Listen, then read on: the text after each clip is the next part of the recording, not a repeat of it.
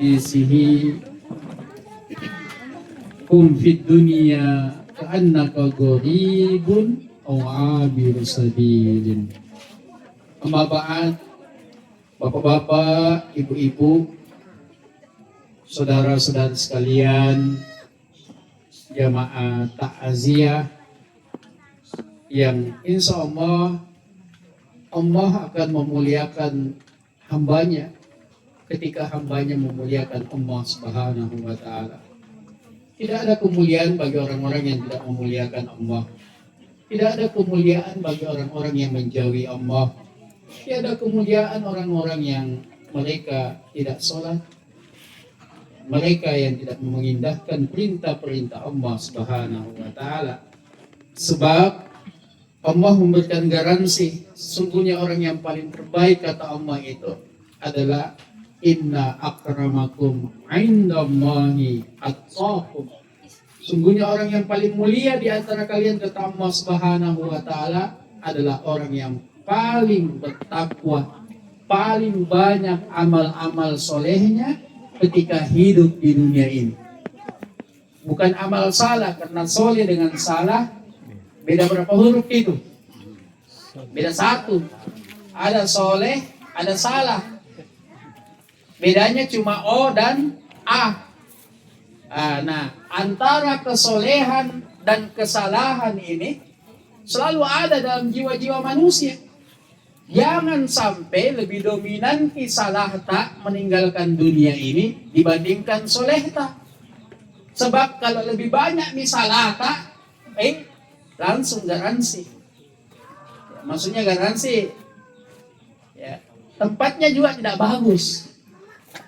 Tapi kalau lebih banyak amal kesolehan tak, maka insya Allah kita nanti akan mendapatkan tempat yang terbaik.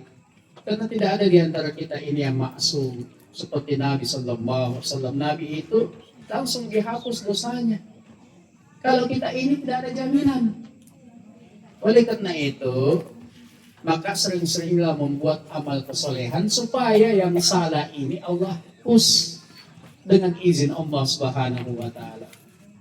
Alhamdulillah kita hadir pada malam hari ini sebagai bentuk duka cita kita. Saya juga nanti kemarin sore baru tahu bahwasanya ayahanda daripada bapaknya, ya, saudara kita Rudi, ya, itu berpulang ke rahmatullah.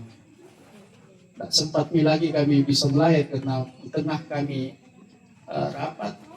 Saya bilang begitu ada WA, Ustaz, kalau bisa besok kita ini. Semua saya batalkan pertemuan malam ini. Pagi tadi bertemu Pak Wali di rumah jabatan. Seiring besok kami harus masuk BIMTEK Sulawesi Selatan yang akan dihadiri oleh Presiden PKS dan Pak Wali kasih kapal pinisi untuk kami pakai di hari Jumat nanti ya pertemuan. Nah, karena saya tahu Rudi ini ya, seperti saudara dengan kami, ya, susah, senang. Bahkan kepengurusan nanti mohon izin Kampung Tambasa, beliau ini calon ketua DPC Tamalan Raya. Kami sudah rapatkan kemarin, ya, banyak figur-figur yang ini, tapi kita melihat ya karena beliau ya seperti saudara lah dengan kami. Makanya saya mengatakan kemarin, kenapa sudah cek ambulans yang mau ke sana, ternyata tidak ada ambulans. Karena jenazahnya ternyata kuburan ini kita sudah sediakan semua, kain kapan atau apa dan sebagainya. Ya, itu saya bilang backup di sana. Oh, ternyata laporannya tidak dikebumikan, tidak butuh di mobil ambulans karena di dekat di kuburannya. Ternyata ada kuburan keluarga sini, Pak, ya. Ya, alhamdulillah kalau ada di tengah barangkali sekarang orang susah sekali masuk di kuburan Sudiang. Karena laporannya di situ sudah full. Yang bisa diterima itu kalau ada keluarganya mau ditompo. Kalau ditompo itu harus 5 tahun ke atas, tidak boleh 5 tahun ke bawah. Karena penelitiannya kalau 5 tahun ke atas hilang itu, ya, hilang itu. Dan cuma satu biasa ada itu tulang. Kalau hancur, yaitu tulang ekor. Sesuai dengan hadis, tulang itulah yang menetap, yang tidak dimakan oleh tanah, dan cikal bakal nanti ketika dibangkitkannya manusia dari kuburnya masing-masing, dimulai dari pembentukan itu tadi, ya tulang ekor. Jadi terbentuk lagi fisik tak seperti sekarang ini, dibangkitkan dari kuburnya masing-masing. Tidak ada yang bisa saling tahu. Dalam hadis dikatakan tanpa dia sehelai benang pun yang melengket di badannya. Ya. Tidak ada yang baku tahu. Semuanya fokus perjalanannya menuju yang nantinya perjalanan di suatu tempat. Ketika orang dikumpulkan di padang Arafah, coba lihat. Ya. Ada tamsil, ada permisalan. Bahwasanya begitu juga nanti kita dikumpulkan nanti di akhir. Ketika dibangkitkan dari kuburnya manusia sudah kiamat, begitu nanti di padang yang sangat luas. Orang tidak saling baku tahu. Semua tidak ada yang bisa ngomong. Semua menunggu ditimbang amalan-amalannya oleh Allah Subhanahu wa taala. Oleh karena itu Bapak dan Ibu sekalian, tentu itulah yang selalu diajarkan oleh Allah Subhanahu wa taala untuk kita bersiap dengan musibah. Musibah yang namanya musibah seperti ini dipergilirkan. Cuma kalau ditanya, dan itulah kenapa sampai Allah merahasiakan sebenarnya itu berapa umur tak, di mana diambil, itu menjadi rahasia. Umurnya almarhum ini berapa ini? 68. 68. Ya, saya takziah 2 malam yang lalu 72 tahun. Sekarang 68. Ya, artinya Bapak dan Ibu sekalian, tidak ada jaminan untuk mendapatkan umur-umur yang akan datang. Kalau Ibu berapa umurnya, Bu? Berapa umur tak? 64. Ya. Ada yang 70 di sini? Ada. Bapak yang paling muda. Ya. Itu nih Pak. Itu umur 70 sekarang ini. Saat ini, zaman ini langka. Dan memang itu pesannya Nabi. Ternyata umur-umur umatnya jos-jos memang. Tetapi kalau berlebihan nih bahaya. Ya. Oleh karena itu Bapak dan Ibu sekalian, umur itu jangan dimacapa, jangan dipandang enteng. Ya, tidak ada jaminan mau anak muda, mau orang dewasa, tetapi yang namanya ajal itu rahasia Allah Subhanahu wa taala. Jangan mengatakan nanti saya dewasa baru sholat, jangan. Kalau balik Miki sudah wajib hukumnya untuk sholat. Ini demi untuk kita semuanya, bukan untuk orang lain, untuk kita gitu. Bapak dan Ibu sekalian yang dimuliakan Allah Subhanahu wa taala. Saya ingin memulai dengan kematian. Makna kematian itu adalah sesuatu yang pasti ada dalam dunia ini. Dan dia awal daripada kehidupan akhir.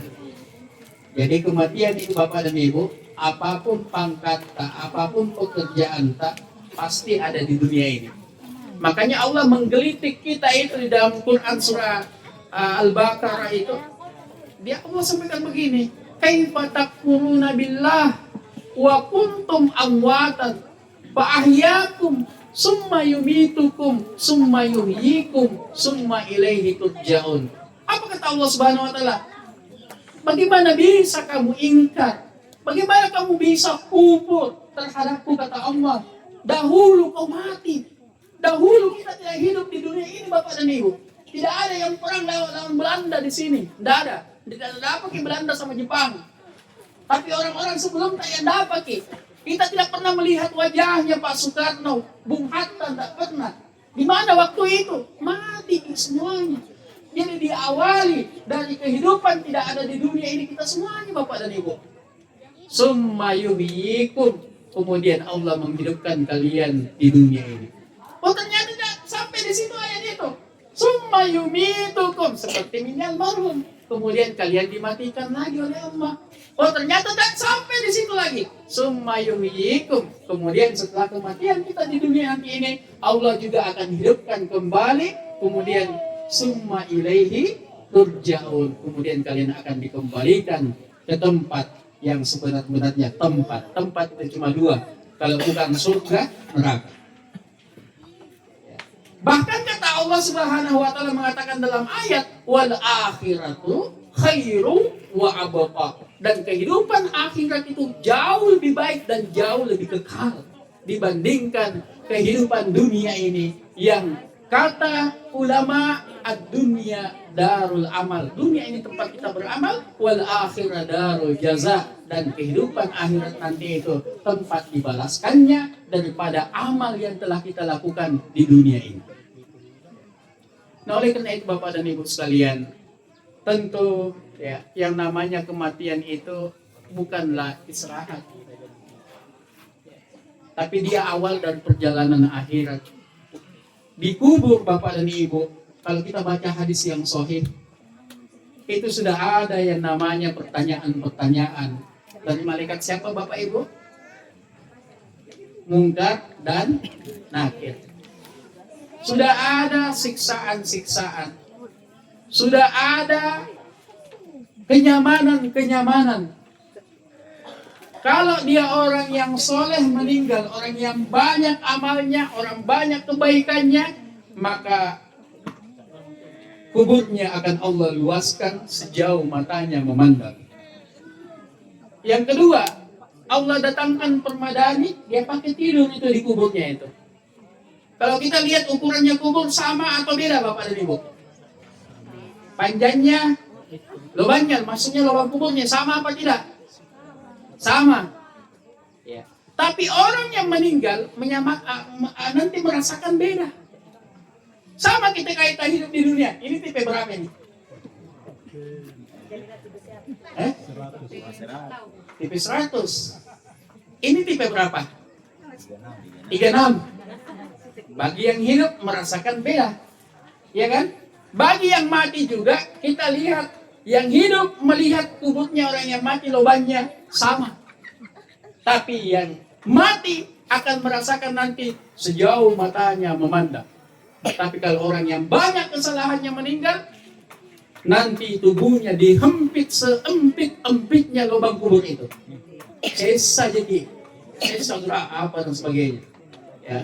Kemudian apa? Dia tidak tenang untuk istirahat. Kenapa? Disiksa.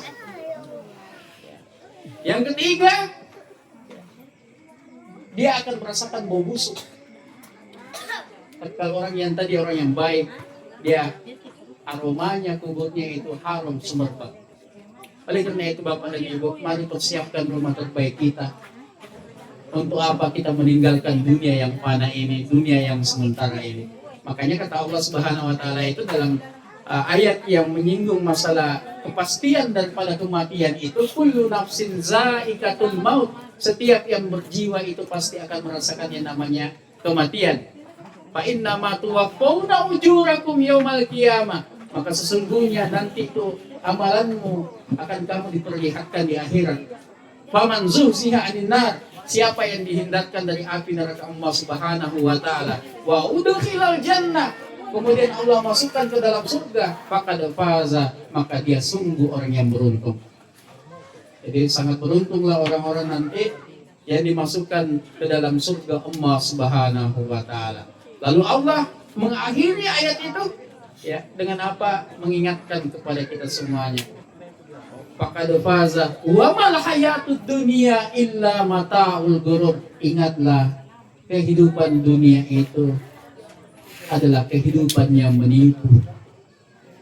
Dulu waktu tak masih muda, dicambuk-cambuk itu cokoa, 2 mangkok, 3 mangkok, 8 ketupat, habis semua. Tapi begitu seiring umurnya 70, berapa mangkok main Pak? Nggak bisa nih, nggak bisa begini. Ampun nih. Waktu kurban kemarin, si Pak pun roa, begitu sudah dipotong langsung sapi pertama, karena mau dimakan oleh panitia langsung Pak. Begitu dimakan, wih, jadi akan saya ngasih. Tidak nih kami.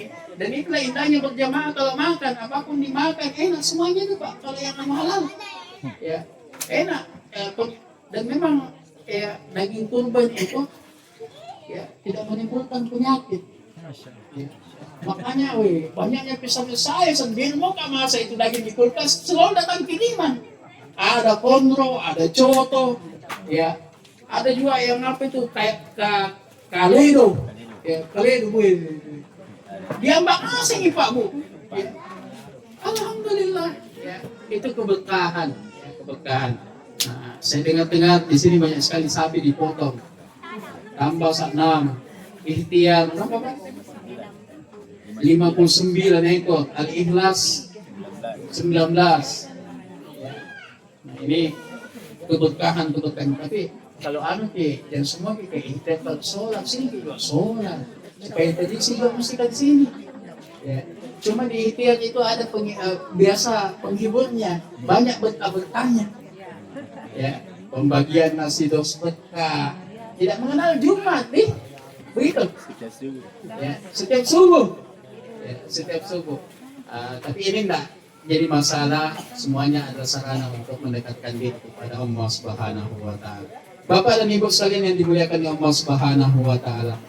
Kemudian kita juga diingatkan oleh ayat Allah Subhanahu wa taala, dan inilah yang selalu diumumkan ketika ada berita duka, yaitu kalimat inna lillahi wa inna ilaihi roji'un.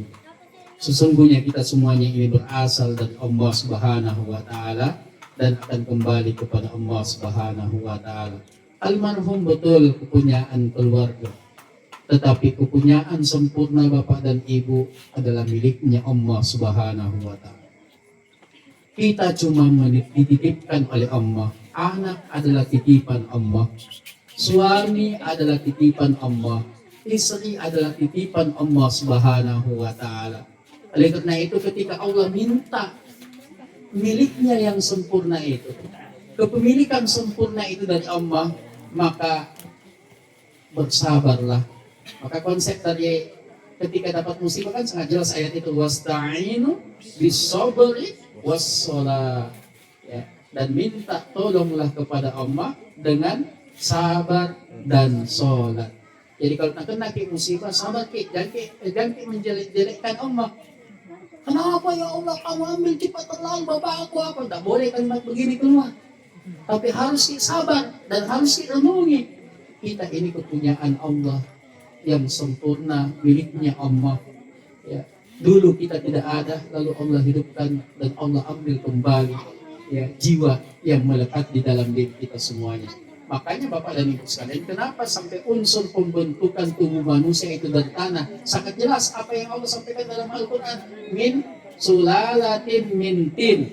Daripada saripati tanah. Itulah kenapa syariat ajaran Islam, kenapa orang Islam kalau dia meninggal ditanam di tanah. Karena dagingnya ini, tulangnya ini, pembuatannya dari saripati tanah, dari unsur tanah.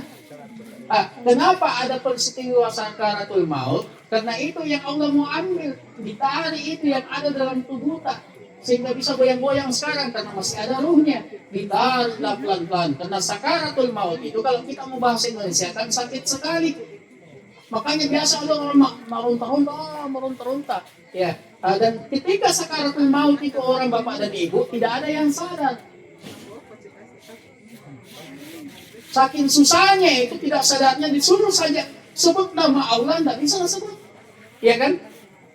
Mau sebut namanya suaminya, istrinya atau anaknya susah juga karena hilang itu akalnya.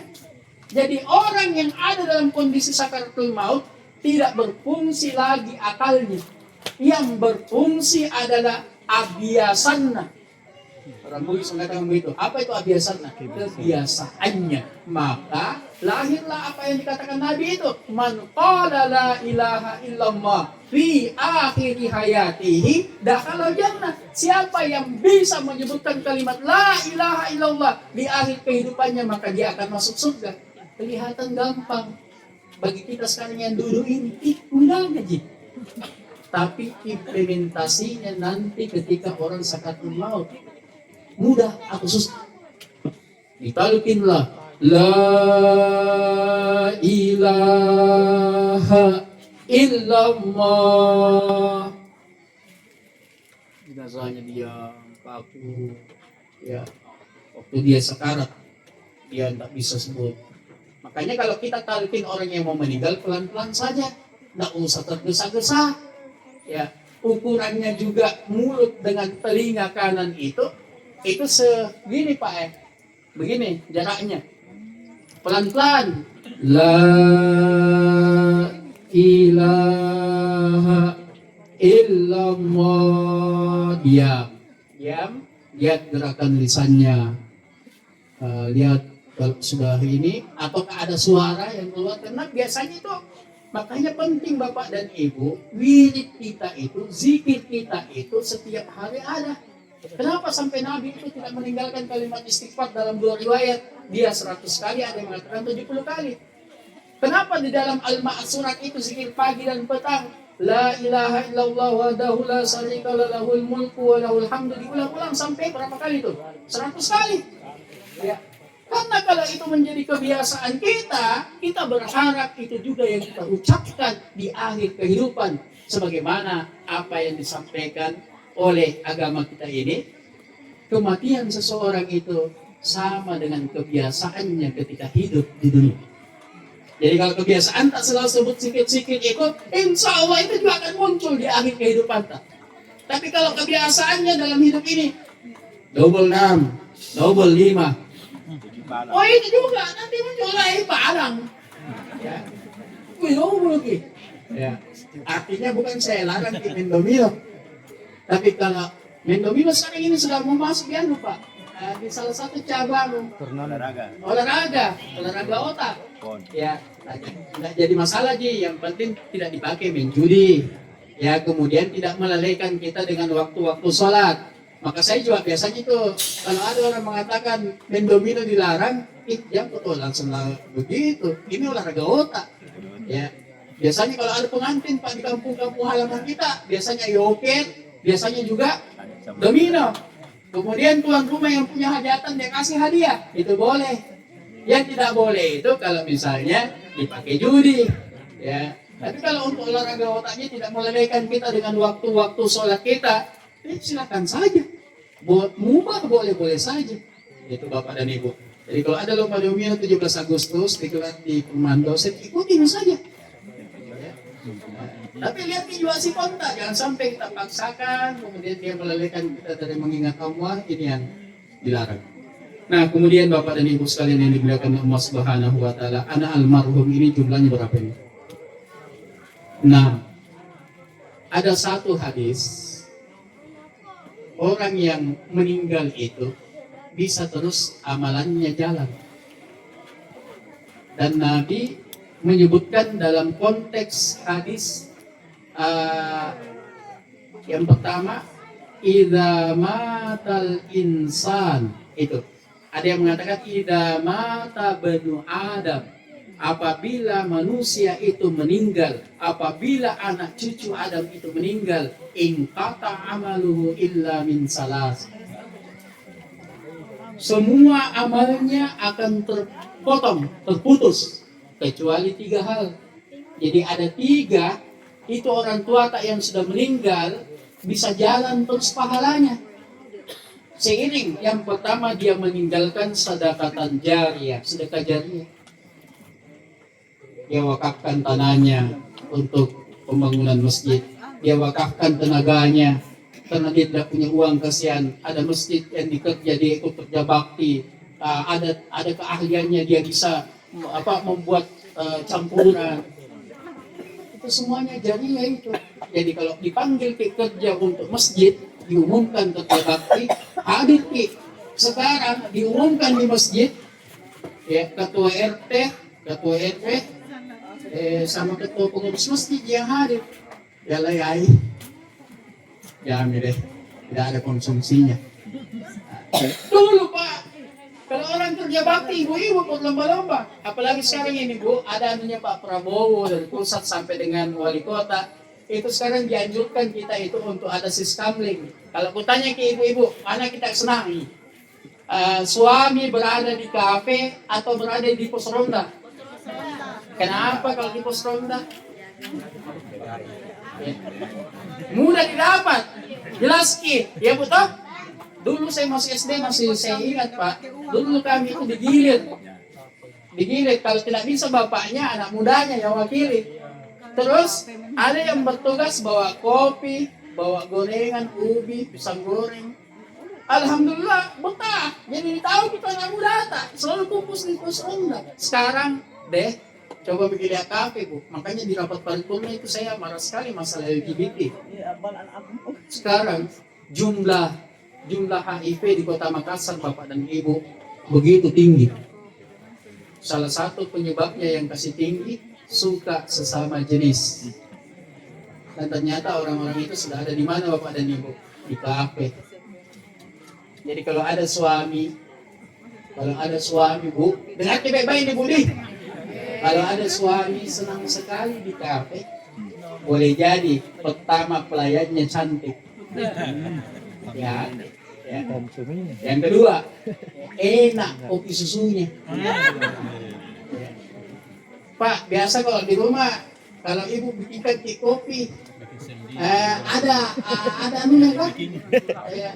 Atau begitu terus nih? Gula-gulanya. Bukan saya yang bilang ini, Bu. Raja nih gulanya.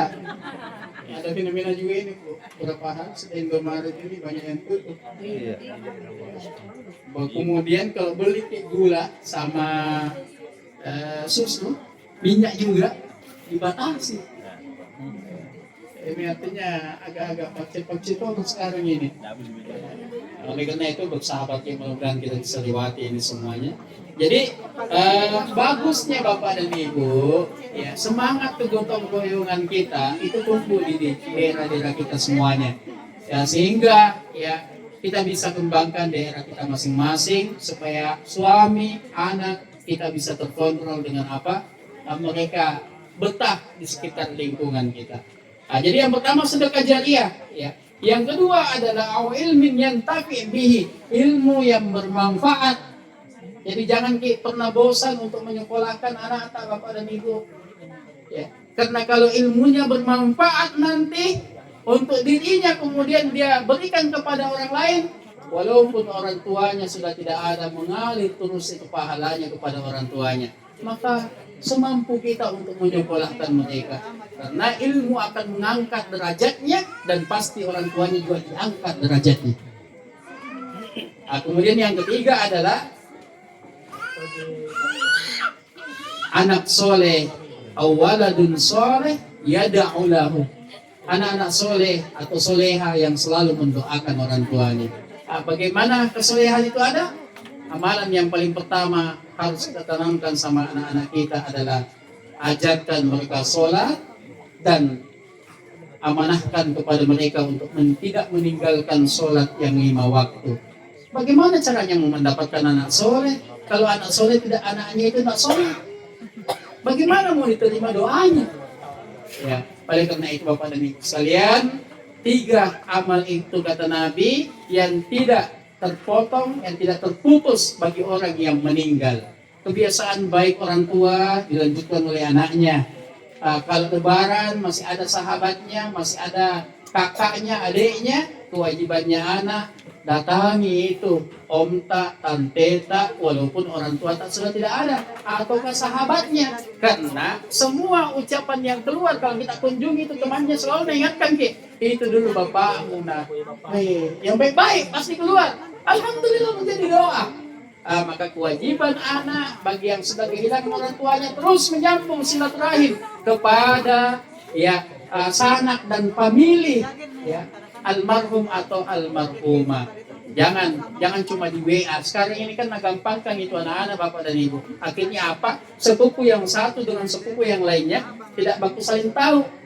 Karena apa? Tidak ada yang saling mengunjungi. Padahal silaturahim yang paling terbaik adalah tatap muka langsung, dilihat di wajahnya, bukan lewat WA. Ya, jangan sampai ada orang dia tinggal di sini, orang tuanya di Maros. Begitu ini jarang dikunjungi, WA saja, video call saja. Hati-hati, itu bukan bentuk silaturahim yang terbaik. Bentuk silaturahim yang terbaik adalah bertemunya antara jasadnya dengan jasad yang kita kunjungi. Di situ ada tatap muka pembicaraan di antara satu dan keduanya. Oleh karena itu ini yang bisa sampaikan Bapak dan Ibu sekalian. Mudah-mudahan apa yang kita laksanakan pada malam hari ini menjadi amal kesolehan bagi kita semuanya, bagi keluarga yang ditinggal, bersabar dengan ujian Allah Subhanahu wa taala ini, dan terus tidak pernah lupa untuk mendoakan orang tua yang kita cintai ini. Mudah-mudahan ya kelak Allah Subhanahu wa taala kembali memberikan perjumpaan bagi orang-orang muslim, muslimah berada dalam surga Allah Subhanahu wa taala. Dan kita doakan untuk doa yang pertama, mari kita mengambil keberkahan, mudah-mudahan membacakan Ummul Quran surah Al-Fatihah ini Allah berikan pahalanya kepada almarhum dan kepada siapa saja orang-orang tua kita yang sudah meninggal, dan tentu juga kembali pahalanya kepada kita yang masih hidup di dunia ini. Bi barakatil Fatihah. A'udzubillahi minasyaitonir rajim. Bismillahirrahmanirrahim. Alhamdulillahirabbil alamin. Arrahim. Siratal ladzina an'amta 'alaihim ghairil maghdubi 'alaihim waladdallin.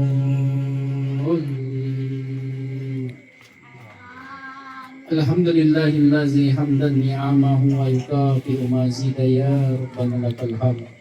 Allahumma hdina bihidayatil Qur'an wa nawwir qulubana binuril Qur'an wa zayyin akhlaqana bibarakatil Qur'an wa adkhilna jannata bikaramatil Qur'an. Rabbana zalamna anfusana wa in lam taghfir lana wa tarhamna lanakunanna minal khasirin. Allahumma inna nas'aluka ridhaka wal jannah wa na'udzubika min sakhatika wan nar. Allahumma ighfir lahu warhamhu wa'afihi wa'fu anhu. Allah